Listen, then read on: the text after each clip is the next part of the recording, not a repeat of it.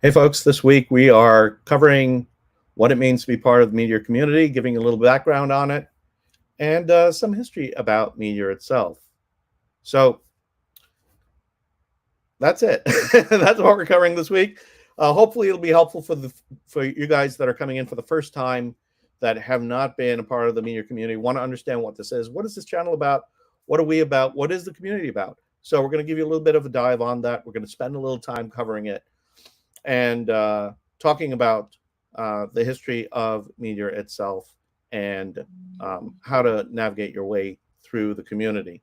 And for the folks that have been here for a while or have been part of the community, we might actually share something that you do not know. So you might want to stick around for all of this, okay? This is episode 45 of This Week in MeteorJS. My name is Lim Gafar, streaming to you live from New York City. Hello, everybody. My name is Jan Dvorak, aka Storyteller, coming to you live from Prague.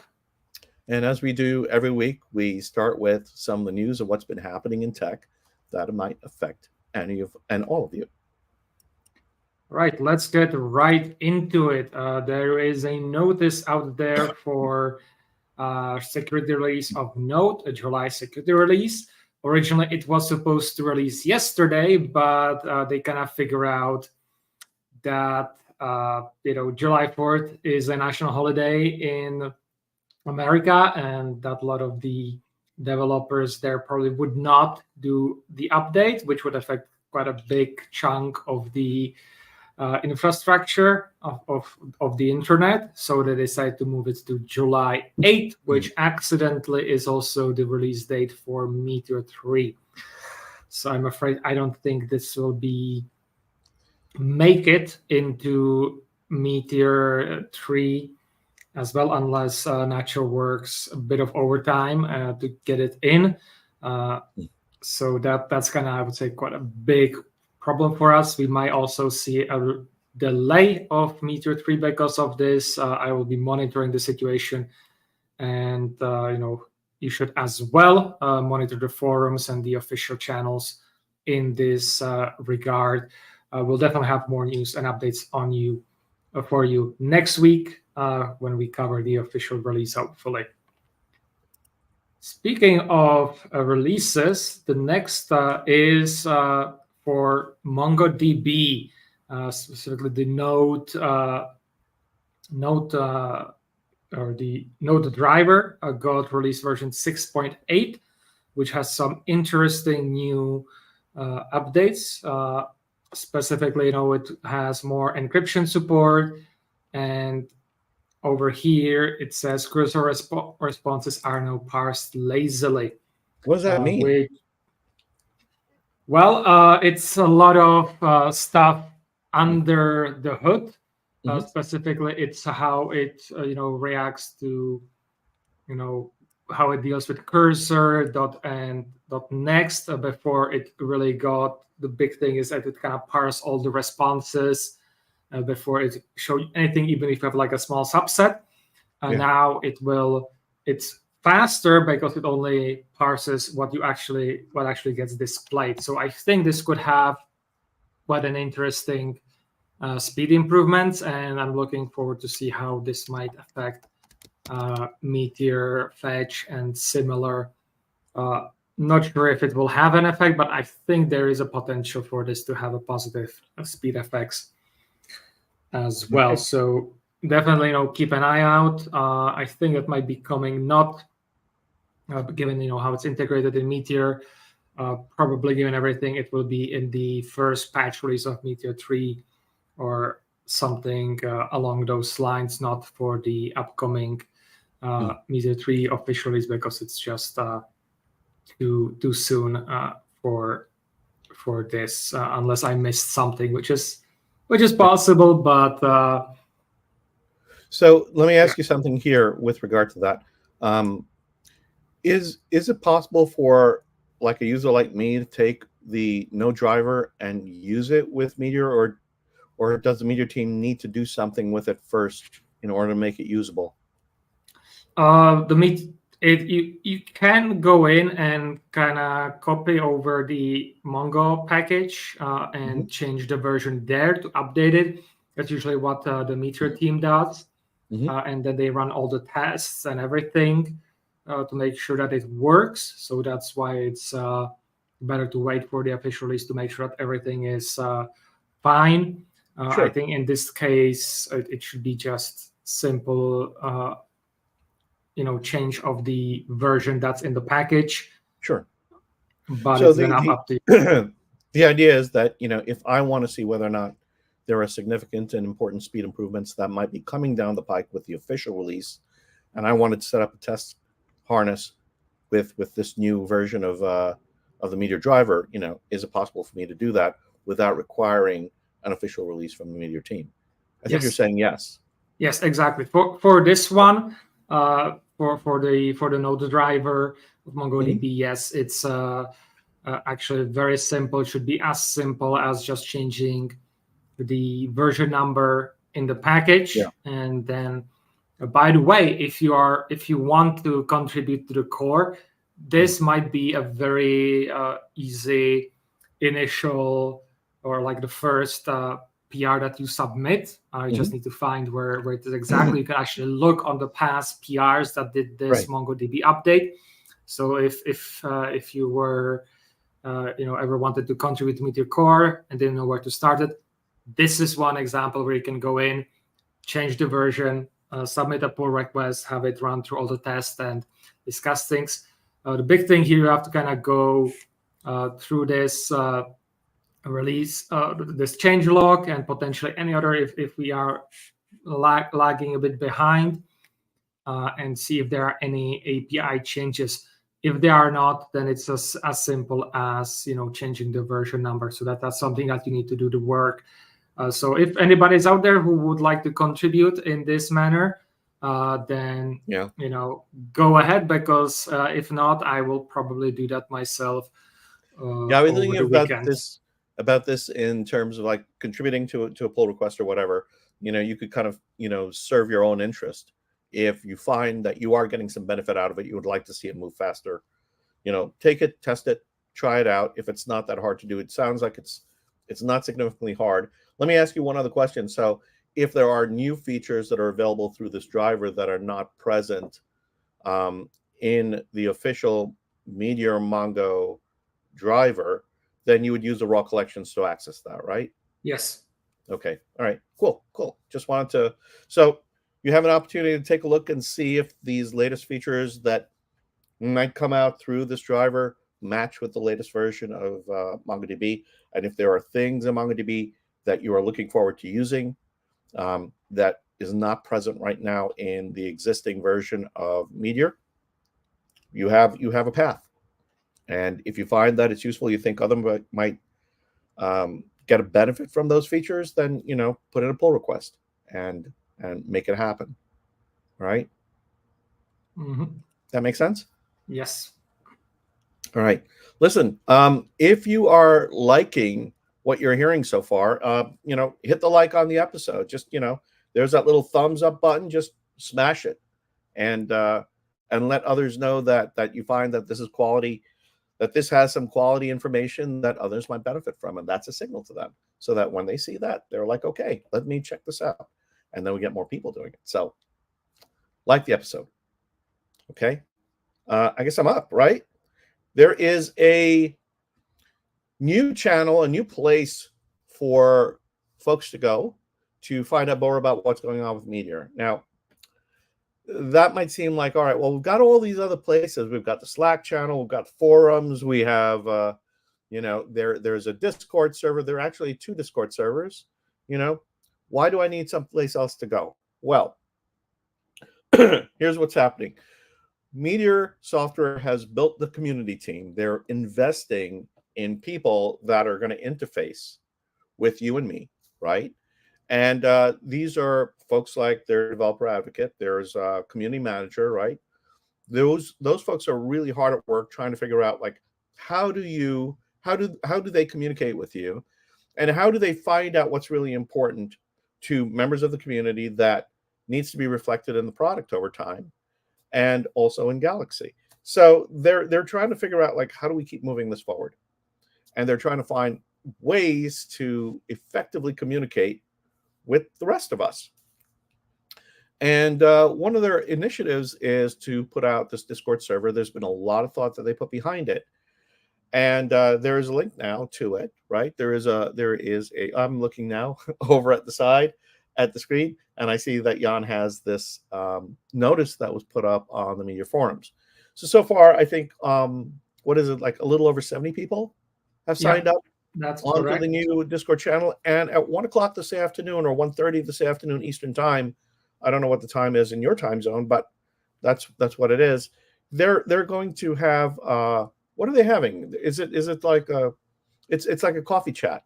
Yes. So At my time it's 7:15 p.m. Central European time. It's a coffee time, so yeah, there'll be a chat about everything, like an office hour. yeah. So they're gonna get together. They're probably gonna talk a little bit about what this new Discord server is, how they're gonna use it, and so on. And they've set up some nice channels and some voice channels. It looks, and they're anticipating meetups. So I think it's worth going to, signing up. That's going to be the place where they're going to, where if you want to hear from them, from Meteor Software, that's where you're probably going to get a lot of your organized and you know, a well-shaped information. But there's also going to be a dialogue from you to them, back to the team, and maybe also with some team members directly in those spaces. So from my understanding, Slack is not going away. Now I'm gonna mention a couple of things here that you know, Camilla and I and others have chatted about, because we've been conversing a little bit about this. How should this happen? Should they go about doing this, and so on? I thought it was a great idea. You know, we have some concerns. One of the suggestions that the team had made was to shut down the existing Discord servers, because they're afraid that we're going to have this fragmentation, and people are not going to show up. I think so far people have showed up. I think it's a good traction. I think we need to message it more to let people know that if you want to talk to them, that's where you're going to go. I know that in some of these other servers, there are people that talk to each other, and this is a place where they communicate. So my concern is, by forcing a shutdown of these Discord servers, you may upset people that are not usually on those servers on a very frequent basis, so they don't know what's happening. So they may come back 2 weeks from now and server's gone, and the places where they usually go for their conversations, their updates, and so on has disappeared, and there's nothing letting them know about anything. So my guidance to server owners that are out there that want to participate in the shutdown is do a gradual shutdown. You know, close most of your channels to new posts, and post notices saying that, you know, we're now over on this server, and this is where we're going to be. If that's what you want to do with your server, I'm not telling you to shut down your server. I'm just saying that if you're going to do it, think about the impact on your members, because you don't want them to have a terrible experience. You don't want them to come and find out that the house that they were going to visit, the bar that they were going to visit, right, has been torn down. It's probably better to have a notice on the door saying, hey, we relocated, than it is to tear the thing down and then have people upset that the space that they spend their time in is gone. So that's my suggestion, is to close the channels to, most of the channels to new posts. Maybe keep one channel open so people can drop in a note, so you check on it from time to time to see what people are saying, and if they have any concerns, and maybe you can help them with those concerns. And maybe, you know, pass admin of one of those channels on, maybe create a new channel for the Meteor team, so that they could post notices about what's happening on their new server, so that they can gradually bring people over also. So you could kind of pass some of the responsibility of making sure that the folks that are in these existing servers learn about where the action is happening, and so that they move over that way. And it allows, you know, the laggards to like leave their final notes, their thoughts, their rants, their concerns, and so you don't necessarily, you know, tick people off, and we don't get a lot of abandonment from the community. So that's my 2 cents on that. And you know, this is a topic, by the way, that the Meteor software folks and I, when I was at Meteor, had discussion about, in terms of where we remove people. We've got all these different places and what the impact would be. So this is not the first time we've had these conversations, and it really is something that everybody's concerned about, making sure that members of the Meteor community do not feel like the tools that they're used to, that they love, that they enjoy, are suddenly taken away from them, and the spaces that they like to inhabit are removed from them without them having some input into it. So that's my 2 cents. Camilla and the team, congrats so far. I think this is going to be great. I'm looking forward to the coffee chat this afternoon if I can make it. I have a plumbing issue that I'm waiting for a plumber, so I don't know if he's gonna show up or call during that time. So, but if I can make it, I'll be there today this afternoon. So, all right, that's it. So, Jan, do you have anything that you want to add or say about this? I am very much for centralization. The issue always is, migration to the new space and everything. I really like how the new Discord looks and feels. That the team has really taken advantage of all the possible features that the Discord has, which is something that we really haven't done in the past on the other servers. So very much like it, and I would like to kind of shut down so I kind of have less servers, because I'm just, it seems to be like kind of cool that everybody, creates Discord server for their project. That used to be also the trend with Slack at one point. Yeah. So I have a lot of servers, and it's getting quite difficult to manage all that stuff. So having less servers, but I understand we kind of need to manage it gradually. Yeah, the same thing goes to I hear you from a maintainer point of view also. And we used to have a lot of Slack channels, and now we just have basically one Slack channel that we go to. I don't know if any of the others are still up and running, but I know that I weaned myself off them after a while, and so they're not there anymore. So I hear your concerns. I think that that kind of goes. I think there are 2 other channels, Slack. Right? There are 2 other Slack channels, right? That are still there. No, we have. The one I know of is the Meteor community Slack channel. That's kind of the Slack channel when people talk about Slack channels. Right. And there might have been, or maybe still around, some like other small for specific ones, but as far as I know, they are pretty much abandoned. Okay. Yeah. All right. So again, we're not trying to force people to, do something they don't want, I think. Again, it's up to the channel. It's up to the server maintainers. So that's my 2 cents to my friend Jan here about trying to respect members. It's give them a way to gradually move over. Don't just try to do it automatically. And I think once the majority of people are over there, then you can kind of say, all right, we're going to sunset this, and we're going to do it in a certain amount of time. And if you give people sufficient notice that it's going to shut down at some point, then I think that's a more reasonable way to deal with the issue, and to also reduce abandonment. Yeah. Okay. As a final comment on this, we have from Fred, the CEO of Meteor. We do this coffee time internally, and Camille suggested to us to do it with the community. So I suspect that all the people from Meteor core team are going to be there. I'll try my best to be there as well. So hopefully see you there. Oh, cool. Thank you, guys. I like all the comments that we're getting from everybody. Let me just mention real quickly who's in the channel right now that we see. We've got German Jan P, who's with us again. Hey, John, it's great to see you. Aster Silva, who I think this is now the 3rd week we've seen you in a row. Thank you for coming. Thank you for supporting the channel. We're really happy to have you here. So yeah, it's always great to have more Jans in the chat. Gabs, who is Gabs is the developer advocate for Meteor Software. So he's over here, and he's your man. That's the guy that you got to get to know. And we've got Simon saying hi from West Africa. Simon is one of our most loyal and committed members of the community, and it's great to see him over here. And Simon's always learning. I think he would agree to that, right? So what is he saying here? Please. Is the community page going to stop? I'm not sure I understand what this. Simon, can you explain more what the community page is? I don't know. Maybe the Slack instead of page. Okay, so Kelly is saying community Slack won't stop.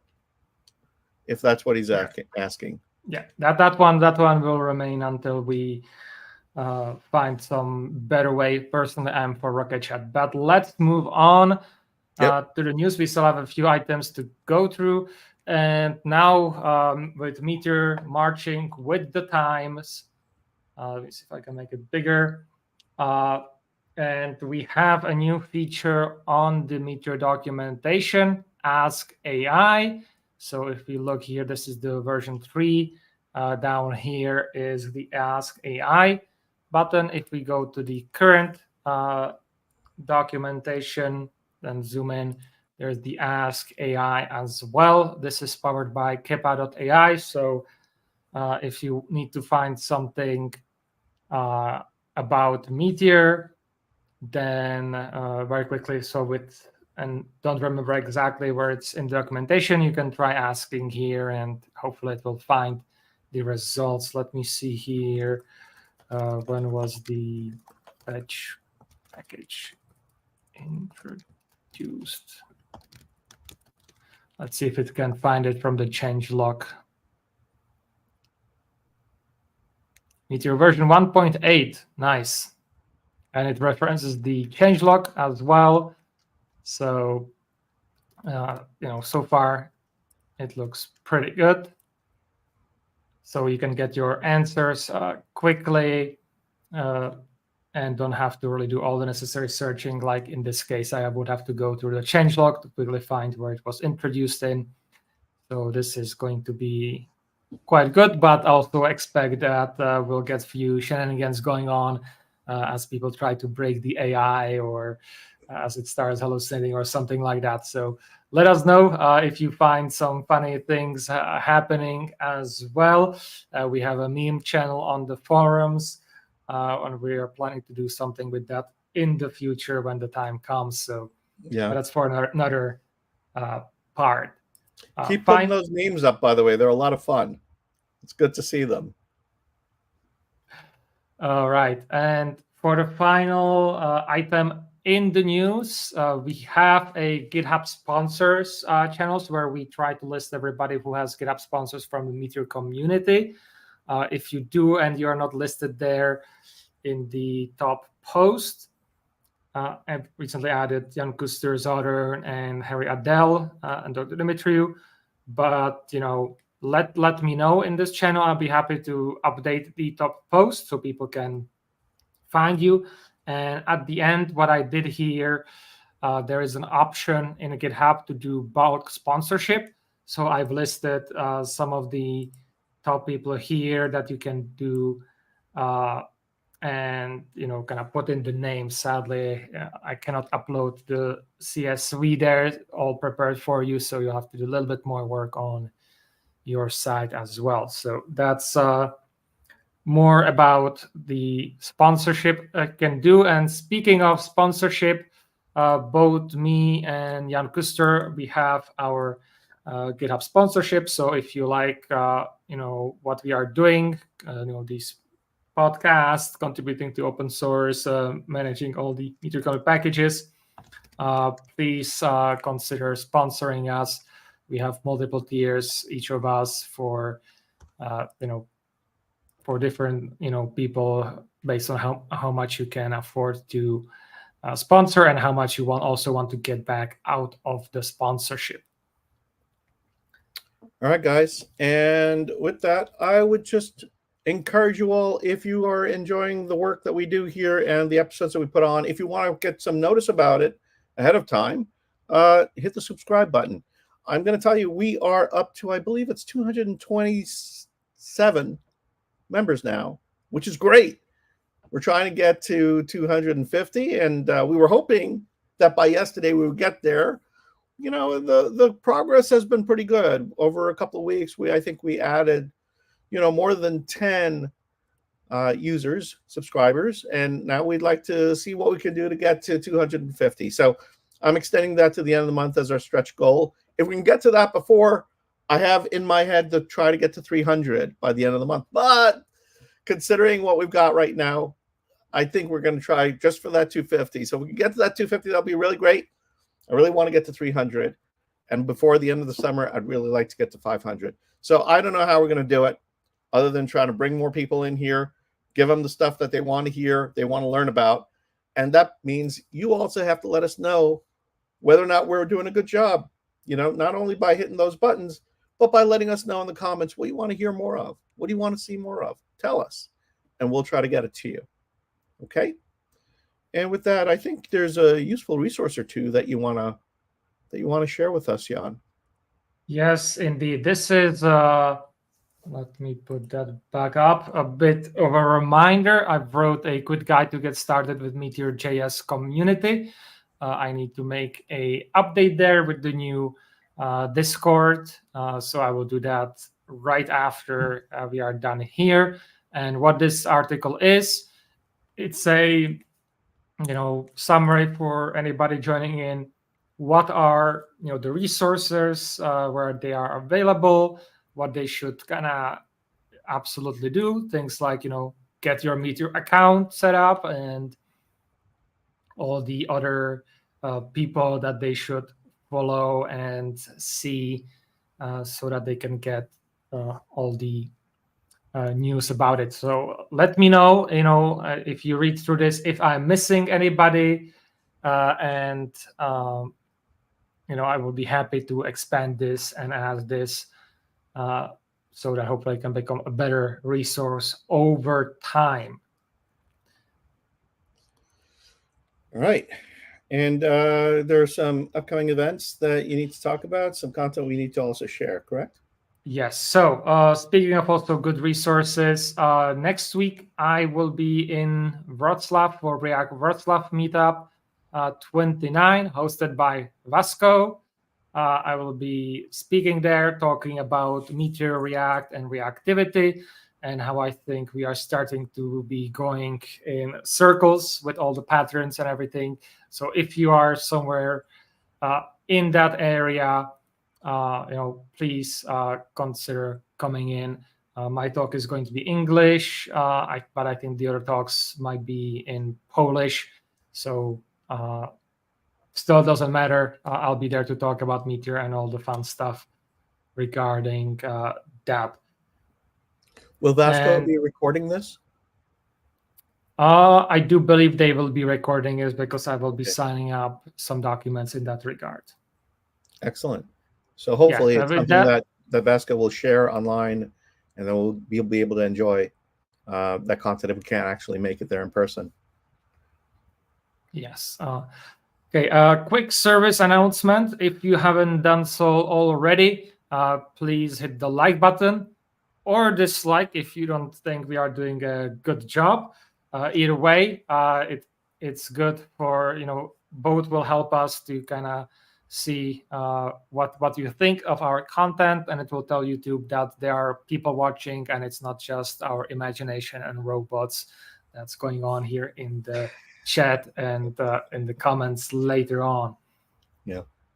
All right. Well, you guys know that, well, you can see with your own two eyes that of the three of us, there are only two of us. We're half a Yan short. And so many of you know that a few weeks back, Jan, in order to do some work-life balance, has basically, he can participate with us live only once every 2 weeks. But in the meantime, he creates a lot of additional material because he doesn't want to not contribute. And he has added a new tutorial that will come out. It'll go live next Thursday. But wanted to share with you that he's created this new tutorial called MeteorJS Tutorial 2024. Create a project with Meteor 3 plus Vue 3 plus Vite plus Tailwind with 0 configuration. So we have the video here in the background, and it's ready to go, but it'll be live next Thursday. And the reason it's going to take a week is because we noticed that when we have different pieces of content that are either being published on the same day or within the same window, it has an effect on the notifications that members receive from their subscribe activity. So in order not to have the notices clobber each other, we space them out over time.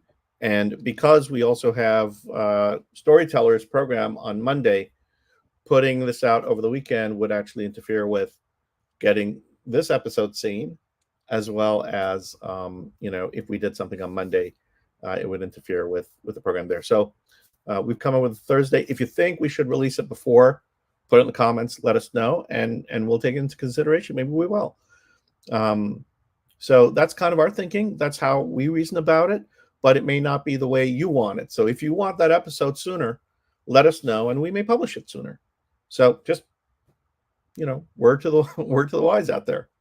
All right. And with that, I think that we have our Understanding Meteor segment coming up. So let me get our sponsor notice up here. This is a sponsor segment by Galaxy, and I want to make sure that we get that covered, right? Here we go. All right. What are we covering this week in Understanding Meteor? How are we better understanding Meteor this time? So as the title suggested, we are going over, history, or getting most of Meteor's community, and part of that is to understand the history of Meteor. This is a quick history from the community point of view. Specifically, there will be some historical pictures and other things happening. We will not be covering any of those things specifically. There's also a lot of missing because I cannot cover all the amazing details that were happening, especially during the time before I joined the community in 2015 on the forums. So, and more specifically in 2016. So I'm hoping that Alan will really dig in the help in the early days.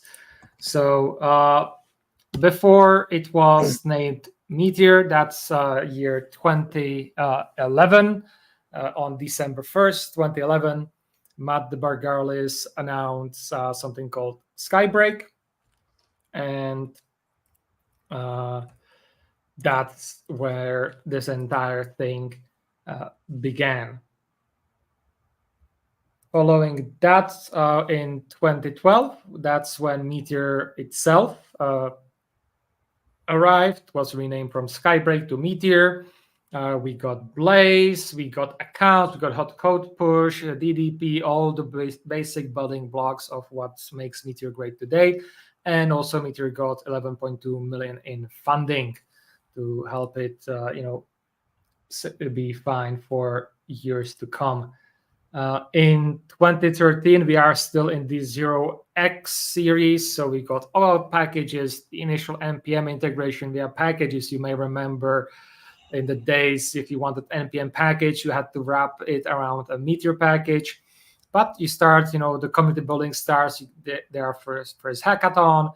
Uplog comes along, content security policy, and it starts looking more to what we see in the community is growing. And that all comes to culmination in 2014 with release of Meteor 1.0 with Worldwide Meteor Day. As we see here, pictures from the Meteor NYC chapter. You can also see Alim there on the extreme left. But it was a great year. This is also a year that I took notice of Meteor itself, because the Meteor Day was advertised very well. Other thing I think that really, from the history can I come to mention here that PhantomDB is acquired by Meteor. You got things like MeteorPad, Cordova, back then PhoneGap gets integrated.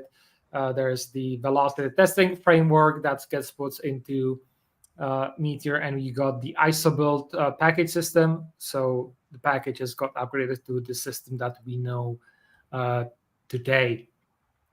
Alan, what are your memories of this year?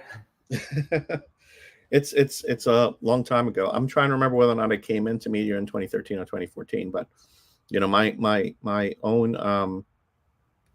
own experiences, I do remember looking at the analytics back then between 2013 and 2014-ish. I believe we had, I'm trying to remember how many chapters. There were a lot of meetup chapters across the country at the time. The heads of the meetups were called Meteor Captains. The members were called meteorites. So that's that's how you got addressed when you got your notice. The two biggest meetup locations in the world at the time were San Francisco and London, and New York was a distant third at that point. France, I think Paris was a distant fourth. So it was kind of interesting. New York grew very quickly at the time. I remember coming in, and I think we were less than 1,000 members at the time. I think in a couple of years we would get to over 3,000. So it was a time of heavy growth, and it was really exciting. But yeah, I think the big importance to mention here, this is also time of, or beginning of, I would say, time of heavy growth for JavaScript ecosystem as well, because we are starting to get Angular, React is coming out.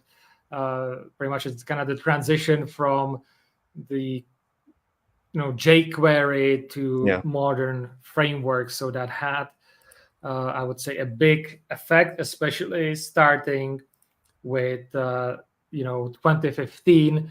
You started getting things like JavaScript fatigue. People starting openly talking about that things are changing just too fast.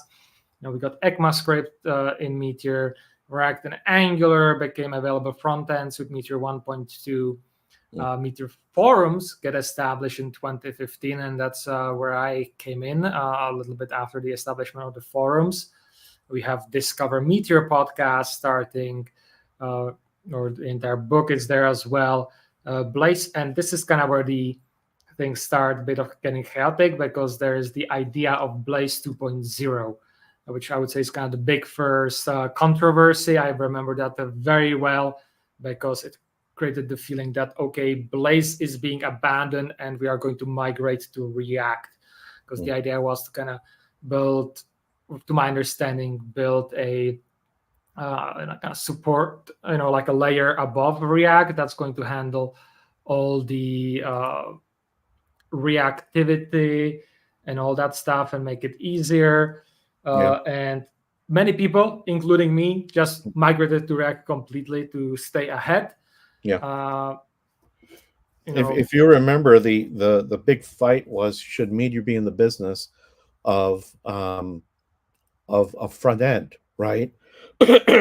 And so because there were so many different front end offerings coming out, I think the idea eventually was, listen, Meteor just needs to be able to support any front end, and offer for some kind of first class support for those. And then the question becomes like, okay, well, what do we do with Blaze?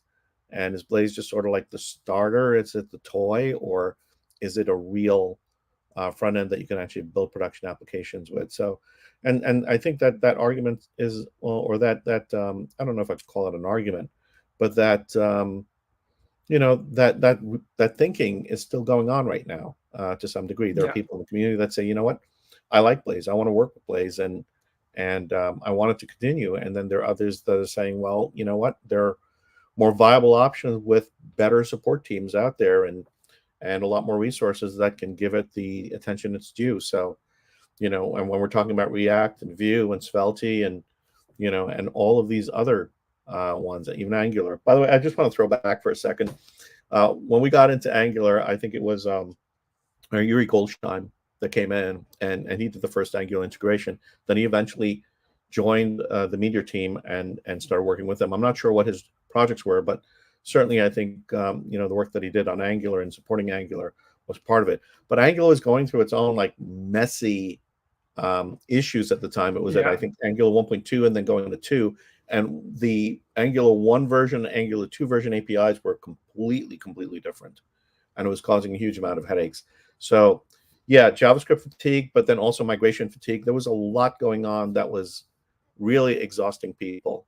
And our big competitors at the time was Sales.js, and then Feathers was up and coming as real-time platforms that were supposed competitors to Meteor. Is Feathers actually still around? Yeah, still around.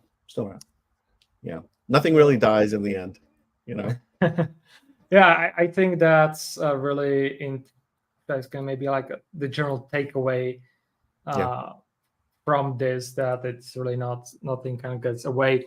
But one also big thing is, with all this chaos and the big fatigue of everything, there comes this feeling that MDG is not involved enough with community, and it's kind of masked with all the other things happening, like, for example, Clinical Meteor, which is a special track of Meteor that's developed for the medical settings, also comes up, and very interesting project that I would not forgive myself for not mentioning. Yeah, if anybody has not had a chance to take a look at Medical Meteor, it's Clinical Meteor.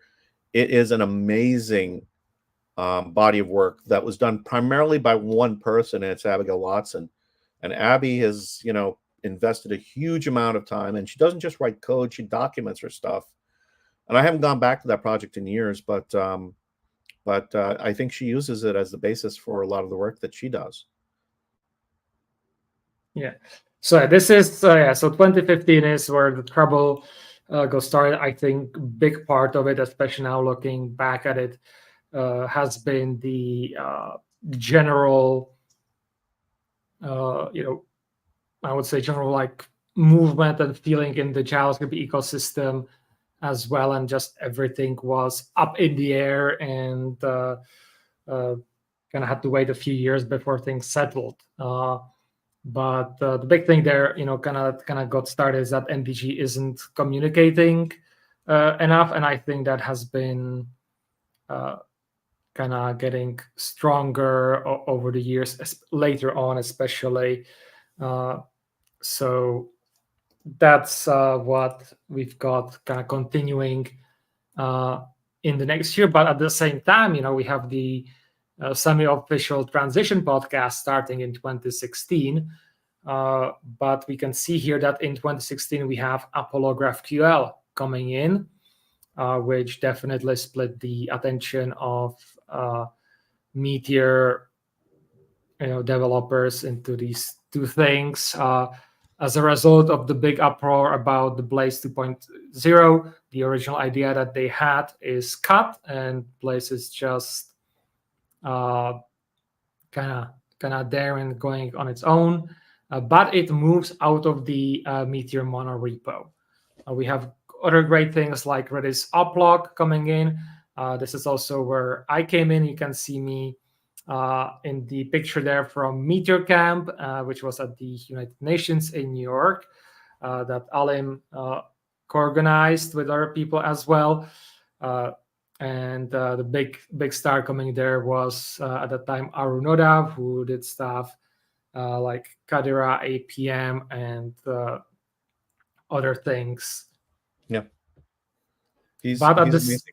Yeah. At the same time, though, a couple months later in the fall, he announced that he's leaving Meteor and starting doing other things. He then worked on things like Next.js, and after that, I've kind of lost track of what he's doing now. So yeah, that's that. I would say also the negativity is really starting to peak.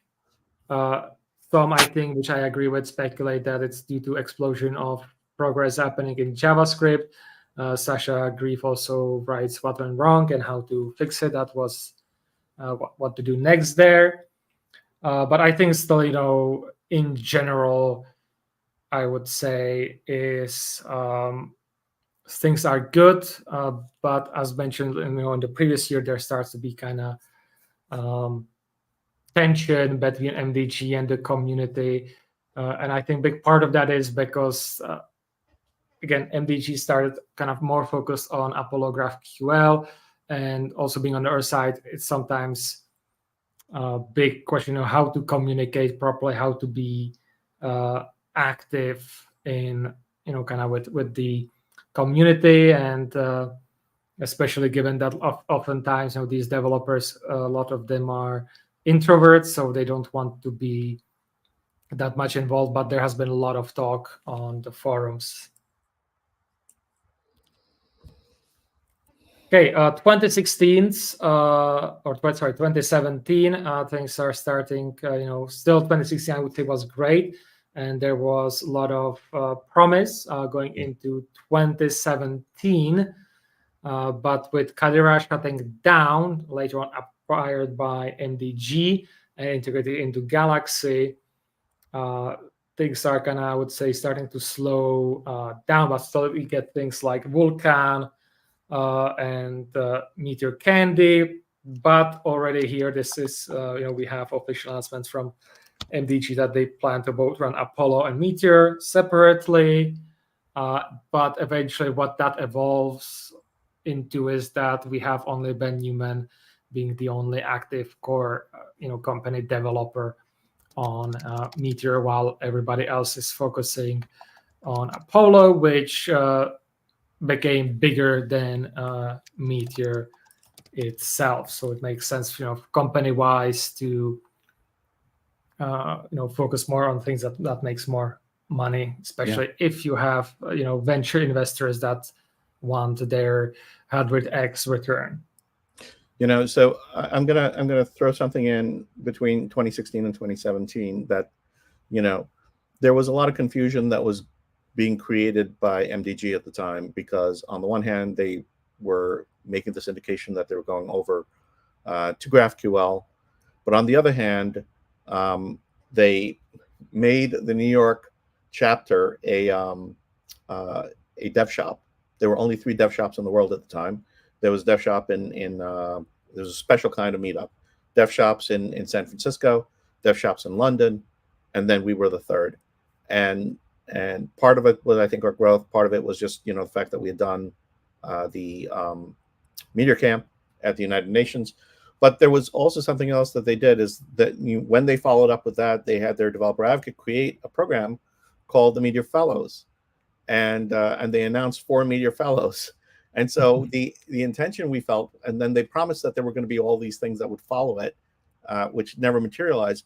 But the feeling was that they were trying to engage us and say, with the community, look, we recognize the community is important, and we're going to continue doing this. That happened once, and then it was never followed up after that. That there were only was that in 2016 or 2017? I sent the link. I think it was 2016, June 2016. They announced it. I sent the link to the video where Tia Lampkin, who was a developer advocate at the time, made the announcement. So let me then add that. Yeah. So that's one of the kind of issue that lot of promises were made, and sadly, it never really got fully never panned out. running. Yeah. And I'm sure it's there's a lot going on in any company. I think it was well intended. I think that just stuff just didn't work out, and that's just life sometimes. But that really was sort of an infusion, a kind of shot in the arm, with a feeling that maybe Meteor was actually going to be paying more attention to the community, but we never really got more than just sort of like financial support, some token support. But what we really needed was more engagement with the team, and that didn't happen.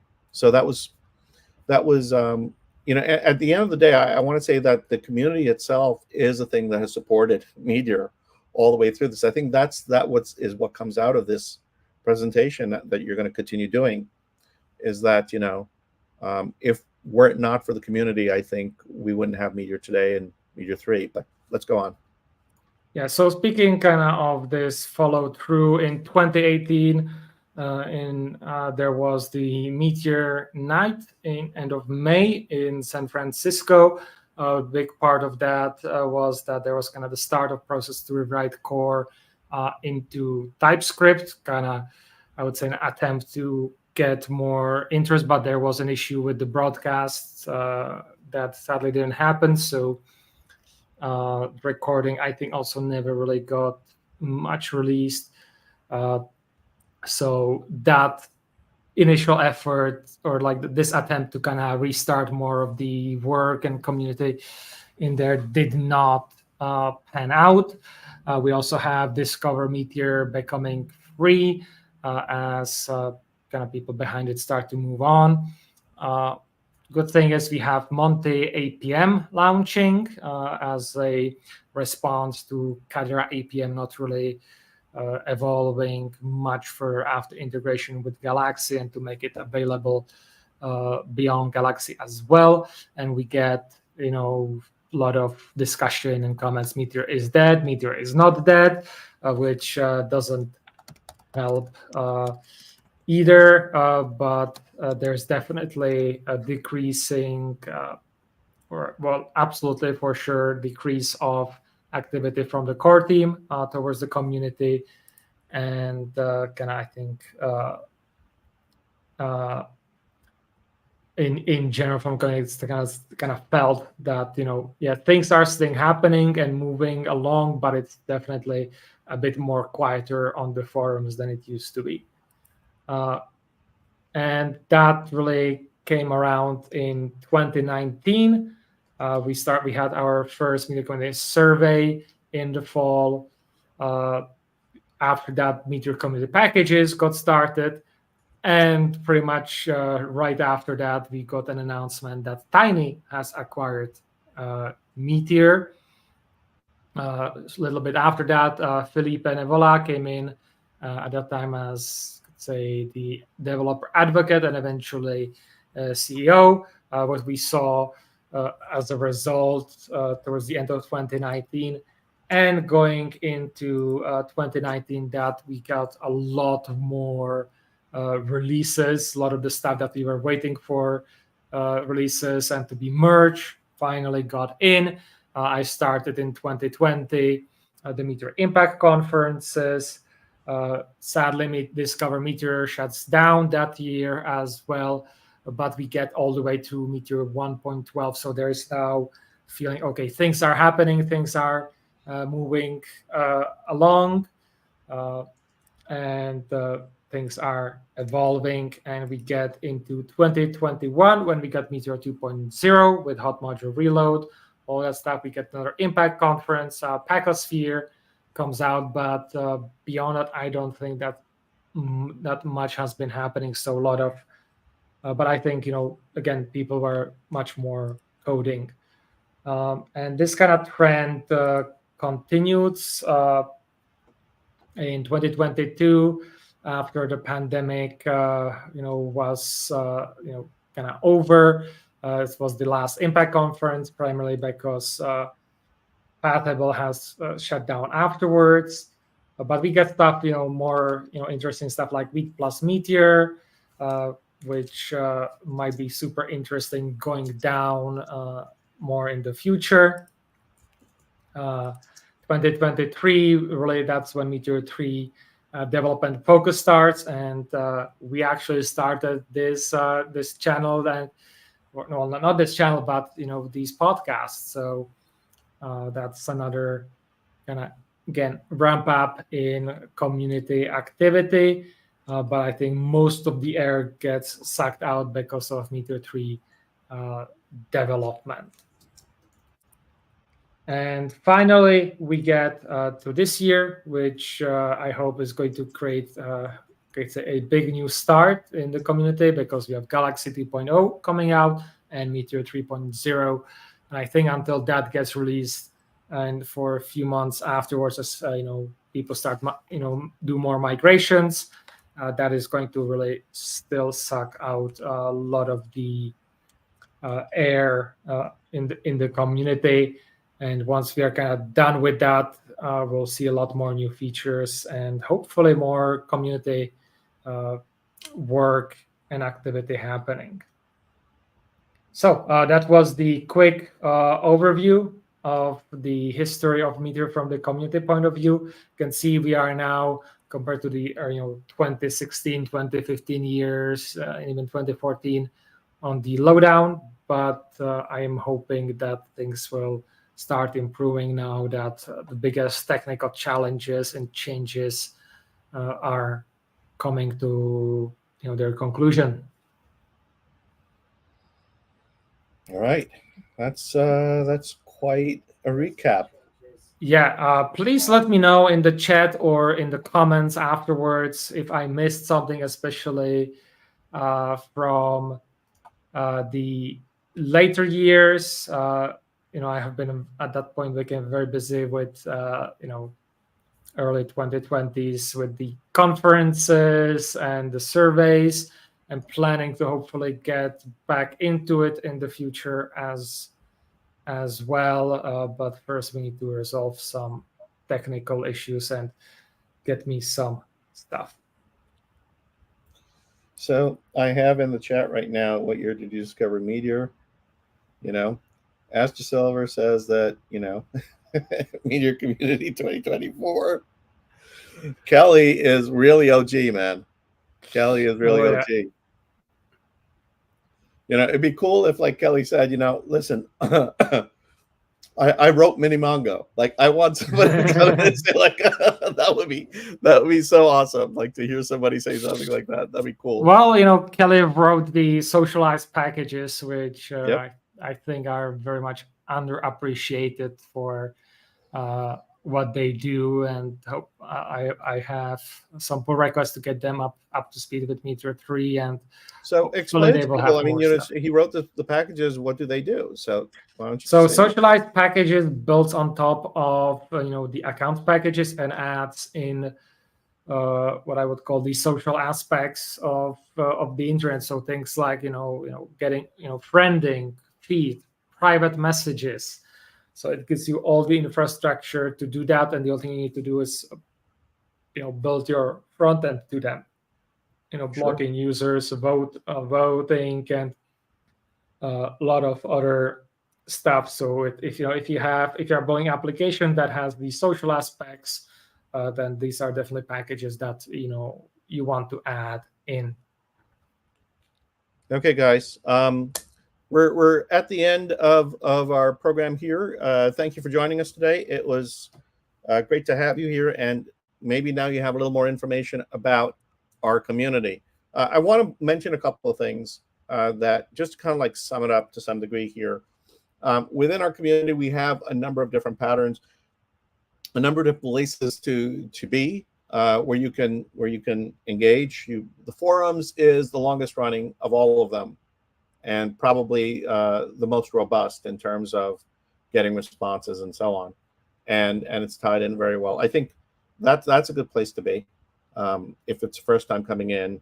Obviously the Slack, and then we have these Discords, this new Discord right now that Giannis talked about. And what I would encourage you to do is I would encourage you to take a look at the article that Jan has written, which gives you some more information with that, and it gives you some guidance about how to participate. If you want the link to that, you'll find it by subscribing to the Meteor Dispatches Substack. And you do that. Wait, is this the right one? Did I get this one right? Or is this the one that I made a mistake with the last week? Hang on a second. Do a quick check. Yeah, because I remember I think this is the that's the correct one. Okay, good. Woo! I didn't know if I did the housekeeping and cleaned up properly. So sign up for that. When you sign up for it, you will get access to all of the past issues that we've put out so far that have links to resources that are mentioned in the older episodes. So you don't have to sit down and like write them down as you watch them. You could just go there and you can get the links, and you can go and review the materials that we've talked about so far. And with that, I'm going to wish you all a good weekend. Have a nice weekend, everybody. All right.